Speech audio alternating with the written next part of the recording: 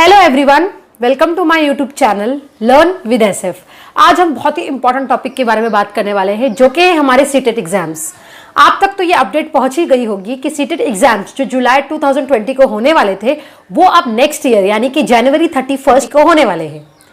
ये हमारी थी इंपॉर्टेंट अपडेट। अब हम बात करते हैं हमारे पास टाइम कितना रह गया। बहुत ही कम टाइम रह गया हमारे पास प्रिपरेशन करने के लिए।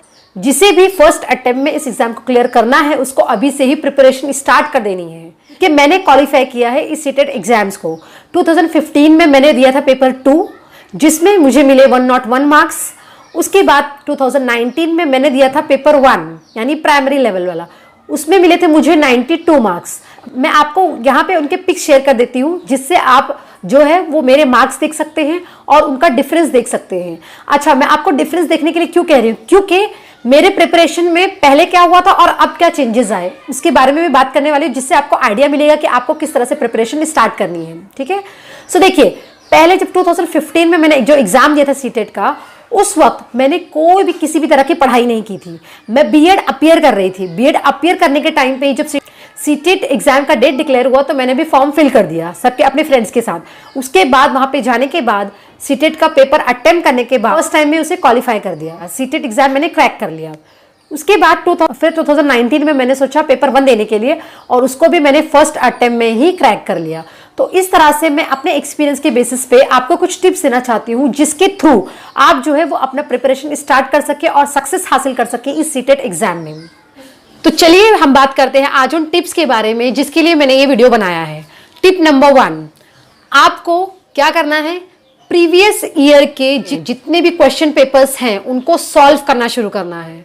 उनको स्टार्टिंग से लेकर अभी तक जितने पेपर आप सॉल्व कर सकते हैं उतने पेपर आप सॉल्व करने की कोशिश करेंगे, जिससे आपको क्वेश्चंस का आइडिया मिलेगा कि क्वेश्चन किस तरह से पूछे जाते हैं।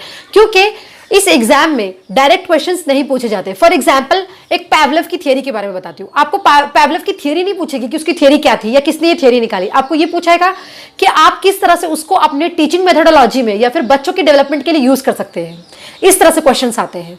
सो आप पहली चीज क्या करने वाले हैं, क्वेश्चन के पैटर्न को समझना है कि क्वेश्चन किस तरह से ट्विस्ट होकर आ सकता है, किस तरह से क्वेश्चन आ सकता है। सो पहला टिप था कि आपको क्या करना है, क्वेश्चन पेपर्स को सॉल्व करना है। दूसरा, आप जो है वो सिर्फ प्रिसाइज जो चीजें हैं उनको ही पढ़ने वाले हैं। आपको ये नहीं करना है कि बहुत सारी बुक्स आपने खरीद के रख ली या बहुत सारी जो आपके पास स्टडी मटेरियल हो गए, फिर उसमें कंफ्यूज हो गए कि कौन सा इंपॉर्टेंट है कौन सा इंपॉर्टेंट नहीं है। तो आपको एग्जैक्ट चीज जो है वो निकालनी है। जैसे मैं पहले आपको बताती हूँ कि पेपर में कौन कौन से सब्जेक्ट्स होते हैं, पेपर 1 में कौन कौन से सब्जेक्ट्स है, पेपर 2 में कौन कौन से सब्जेक्ट्स हैं, और उन सब्जेक्ट की पढ़ाई आपको करना कहाँ से है, इस बारे में पहले मैं बात कर रही हूँ। आप इसे ध्यान से सुनिए। पेपर 1 मैं इसका एक स्क्रीन पे भी शो करने वाली हूँ कि किस तरह से, देखिए स्क्रीन पे आप देख सकते हैं कि कौन कौन से सब्जेक्ट्स होते हैं, कितने मार्क्स के लिए होते हैं और कितना टाइम आपको देना है हर एक सब्जेक्ट के लिए।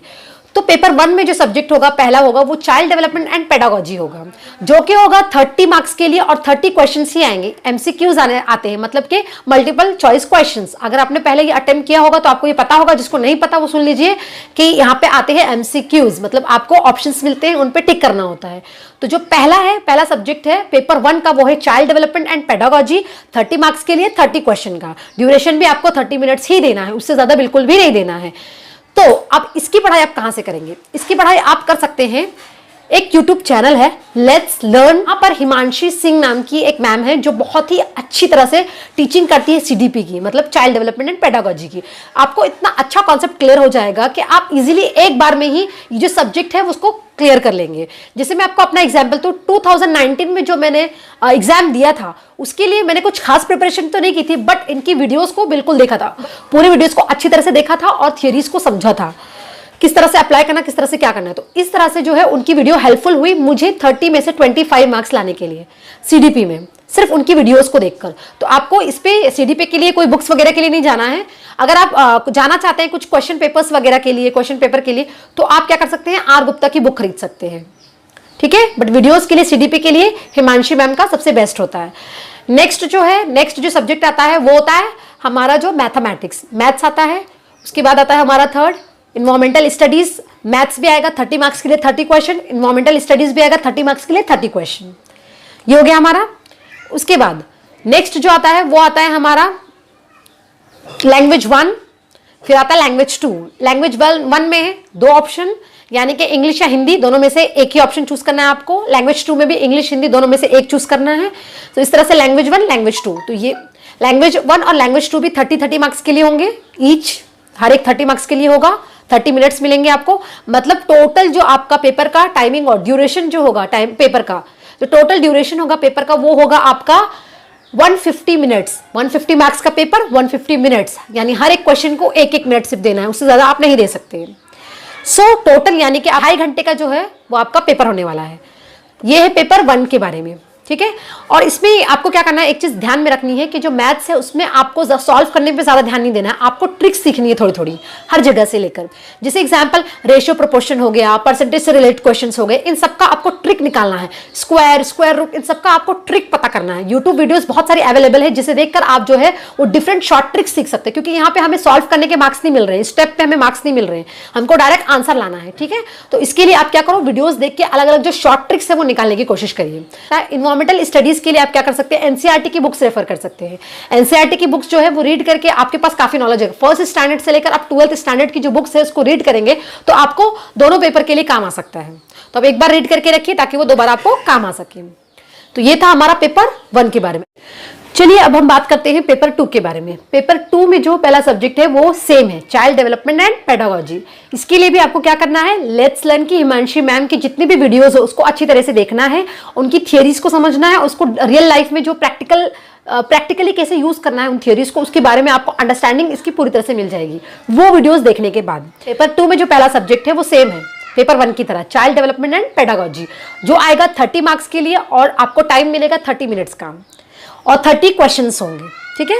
नेक्स्ट जो होगा वो होगा हमारा लैंग्वेज 1। लैंग्वेज 1 में इंग्लिश या हिंदी दोनों में से एक चूज करना है।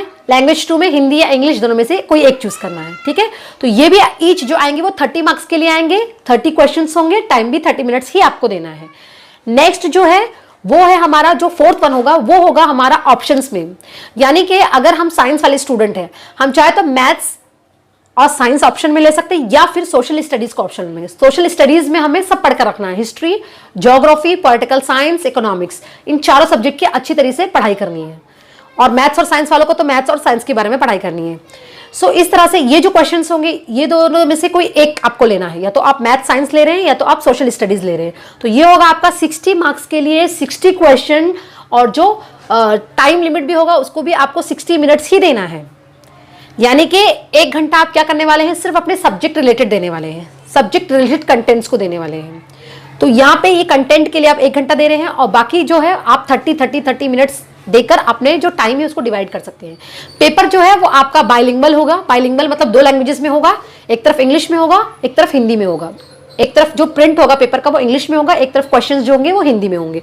सो इस तरह से आपका ये पेपर आने वाला है। ये देखिए लैंग्वेजेस में जो है वो कॉम्प्रिहेंशन ज्यादा आते हैं, यानी कि पैसेज आते हैं और उनके क्वेश्चन आंसर्स आते हैं। तो आपको क्या करना है, ज्यादा से ज्यादा प्रैक्टिस जो करना है वो पैसेजेस को लेकर करना है, क्योंकि पैसेजेस में है जो सब आ जाते हैं, एंटोनिम्स सिनोनिम्स आ जाते हैं, ग्रामर पार्ट भी आ जाता है, फिर आपका क्वेश्चन आंसर्स भी आ जाते हैं।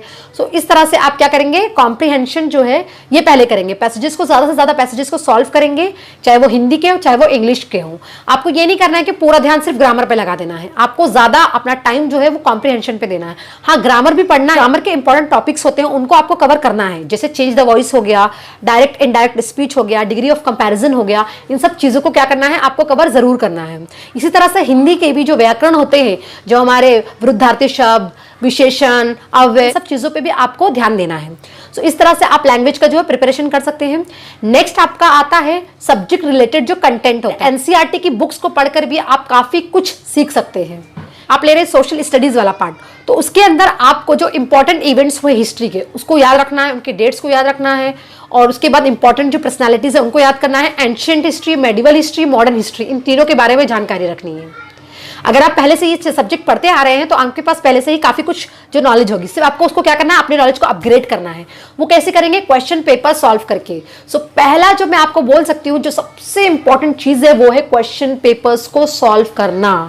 क्वेश्चन पेपर्स जो है प्रीवियस ईयर्स के आप जितना ज्यादा सॉल्व करेंगे उतना ज्यादा आपको आइडिया मिलते जाएगा कि जो पेपर है वो किस तरह से आ सकता है, किस तरह से क्वेश्चंस ट्विस्ट होके पूछे जा सकते हैं।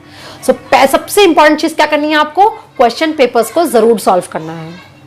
और सेम टिप्स भी जो है वो मैं देना चाहूंगी मैथ्स और साइंस सब्जेक्ट लेने वालों को कि आपको क्या करना है, अपना फिजिक्स, बायोलॉजी, केमिस्ट्री, ये सब चीज़ों को स्ट्रॉन्ग करना है, मैथ्स को स्ट्रॉन्ग करना है। स्ट्रॉन्ग करना मतलब कि क्या करना है, आपको जो भी आपके पास नॉलेज है, जो प्रीवियस नॉलेज आपने पढ़ी अभी तक आप पढ़ते आए जिसके बारे में, उसको वापस से रिकलेक्ट करना है। कई बार ना पेपर में ये प्रॉब्लम आती है कि मैथ्स में जो ज़्यादा टाइम देने की वजह से हमारा जो बाकी पार्ट है वो छूट जाता है। तो आप ये काम कर सकते हैं कि पहले क्या करिए, आपको जो क्वेश्चंस आ रहे हैं पहले उनको अटेम्प्ट कर लीजिए, उसके बाद बचा मैथ्स, उसको सॉल्व करिए, फिर उसके आंसर्स को लिखिए। सो इस तरह से जो है वो क्या कर सकते हैं, आप अपने एक स्ट्रेटेजी प्लान कर सकते हैं, टाइम दे सकते हैं कि ये सब्जेक्ट को मैं इतना टाइम देने वाला हूँ, ये सब्जेक्ट को मैं इतना टाइम दूंगा। इस तरह से एक प्रॉपर स्ट्रेटेजी से जो फर्स्ट अटेम्प्ट में ही वो क्लियर कर सकते हैं। ये इतना बड़ा टास्क नहीं है कि हम इतने डरे हुए होते हैं कि सीटेट एग्जाम हमारा कैसे जाएगा, हम कैसे पास करेंगे, हम बहुत पैनिक हो जाते हैं। हमें ये सब बिल्कुल भी नहीं करना है, एकदम शांतपन से, एकदम एक प्रॉपर प्लानिंग के साथ, एक नीति के साथ एकदम अच्छे तरीके से क्या करना है, प्रिपरेशन स्टार्ट करना शुरू कर देना है। मगर हाँ, मेरे पेपर वाले पार्ट को मत भूलिएगा, पेपर आपको सॉल्व करना ही करना है। अगर आपको किसी भी तरह का सीटेट से रिलेटेड कुछ डाउट है, सब्जेक्ट्स को लेकर, सिलेबस को लेकर, पोर्शन को लेकर, तो आप कमेंट सेक्शन में जरूर लिखिएगा। मैं कोशिश करूंगी कि आपका ये सब डाउट जो है वो क्लियर कर सकूं। अगर आपको मेरा ये वीडियो यूजफुल लगा, या आप किसी ऐसे पर्सन को जानते हैं जो सीटेट एग्जाम देने वाला है या बहुत ही ज्यादा कंफ्यूज है, तो आप मेरा ये वीडियो उसको शेयर जरूर करिएगा। अगर मेरा वीडियो पसंद आया तो लाइक करिए, शेयर करिए, कमेंट करिए, और हाँ, सब्सक्राइब करना बिल्कुल मत भूलिएगा। Thanks for watching everyone.